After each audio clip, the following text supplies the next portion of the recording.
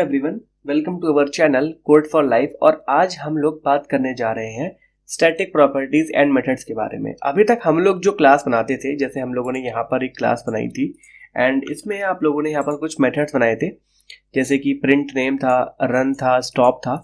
तो इसको आप यहाँ पर जैसे ऑब्जेक्ट की हेल्प से एक्सेस कर रहे थे। यहाँ पर मैंने कॉल किया था इस मेथड को यहाँ पर, तो इसको ऑब्जेक्ट कॉल कर सकता था। ठीक है, ये क्लास को बिलोंग नहीं करते थे, ये इंस्टेंस मेथड और इंस्टेंस वेरिएबल थे।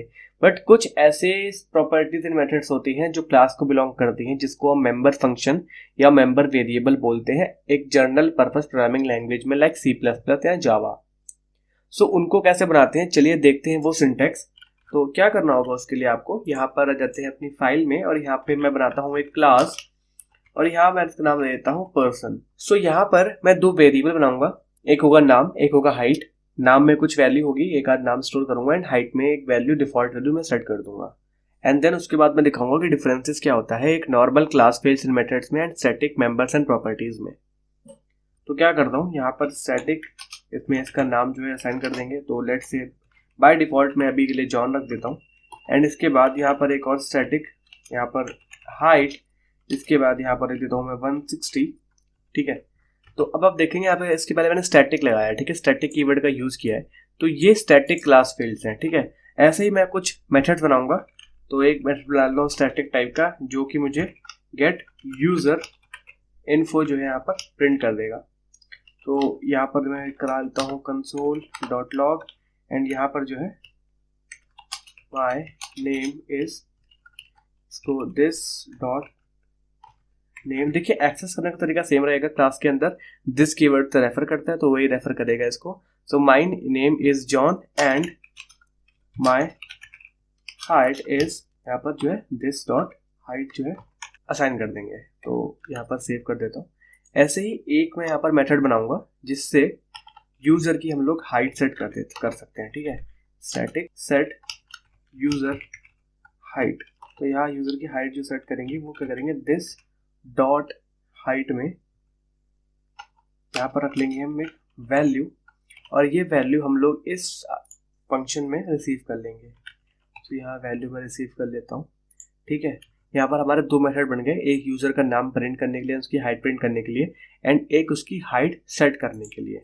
तो इन जनरल, अब अगर एक जनरल क्लास होती जहाँ पर मैं स्टैटिक कीवर्ड यूज नहीं करता, तो वहां मैं क्या लिखता, एक ऑब्जेक्ट बनाता। तो मैं बना लेता एक न्यू यूजर, इसके बाद यहाँ पर क्या करता, मैं सिंपली इससे क्या करता, न्यू यूजर से इस फंक्शन को कॉल करता जो भी क्लास के अंदर लिखे हुए हैं। तो यहाँ पर फिलहाल क्या है, गेट यूजर इन्फो में लेट से यहाँ पर कॉल करता हूँ और देखता हूँ कि आउटपुट क्या आएगा अगर मैं इस तरीके से इसे एक्सेस करूंगा। तो यहाँ पर आउटपुट आ रहा है यहाँ पर एक एरर कि new user dot get user info is not a function.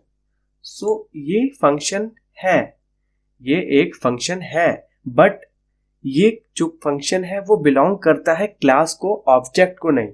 तो ऑब्जेक्ट नहीं कर सकता इसे एक्सेस। सिंपल सी बात में, अगर सिंपल सी भाषा में बताऊं मैं आपको, तो आपका ऑब्जेक्ट स्टैटिक मेथड्स को ऐसे एक्सेस नहीं कर सकता क्योंकि ये टोटली क्लास को बिलोंग करते हैं। सो क्लास ही इसे जो है एक्सेस कर सकती है। तो इसको अगर एक्सेस करना हो तो उसके लिए क्या करना पड़ेगा, आपको यहाँ पर लिखना होगा क्लास का नाम, जो कि यहाँ पर है person, and then dot operator, and इसके बाद आप मेथड को कॉल कर सकते हैं जस्ट लाइक एक सिंपल मेथड आप कॉल करते हैं वैसे।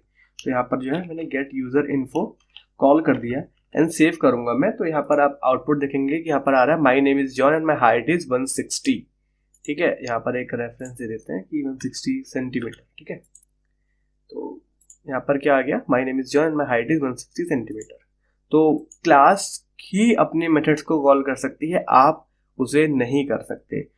ठीक है, ऐसे ही अगर मुझे वैल्यू भी सेट करनी है तो वो भी मैं क्लास के यहाँ पर यूज करके जो करूंगा।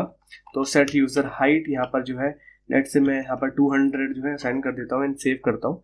एंड इसके बाद अगेन मैं यहाँ पर person dot get user info जो है कॉल कर लेता हूँ ताकि अपडेटेड हाइट जो है मुझे वो भी प्रिंट होके मिले।